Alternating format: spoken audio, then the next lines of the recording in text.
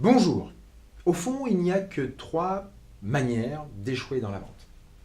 Je vous propose donc une série de 3 vidéos qui aborderont chacune de ces difficultés et vous proposeront pour chacune de ces difficultés des méthodes immédiatement applicables.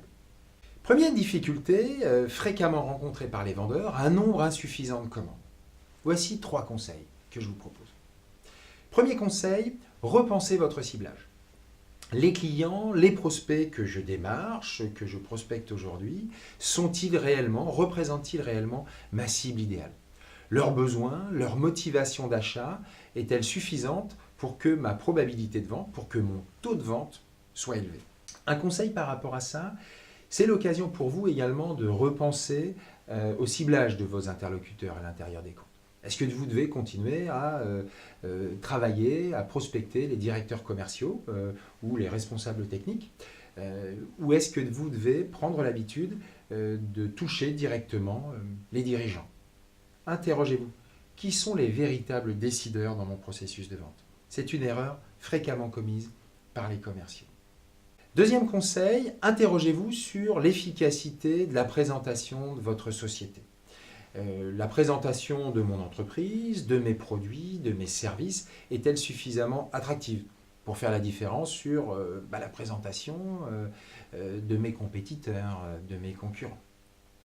Un conseil à ce titre, centrez votre présentation sur ce qui est unique au sein de votre entreprise, ce qui crée une différence par rapport à la concurrence et traduisez ce qui est unique, ces différences en termes de bénéfices pour votre interlocuteur. Un bénéfice, c'est ce que ça va lui apporter réellement, ce qu'il va en retirer.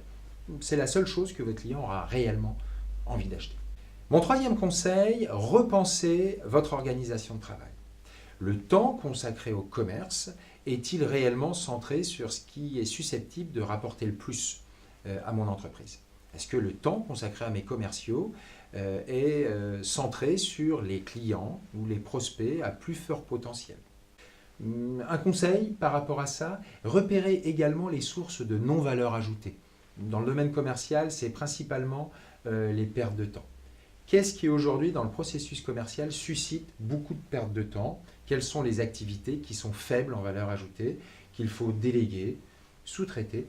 Peut-être même certaines d'entre elles ne doivent-elles plus être faites du tout afin de consacrer plus de temps aux activités qui rapportent et qui rapportent réellement.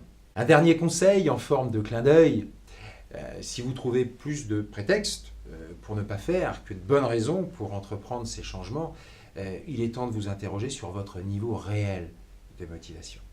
Car si vous ne changez pas, si vous ne changez rien à vos pratiques, vos résultats eux-mêmes ne changeront pas. Merci, bonne vente et à bientôt.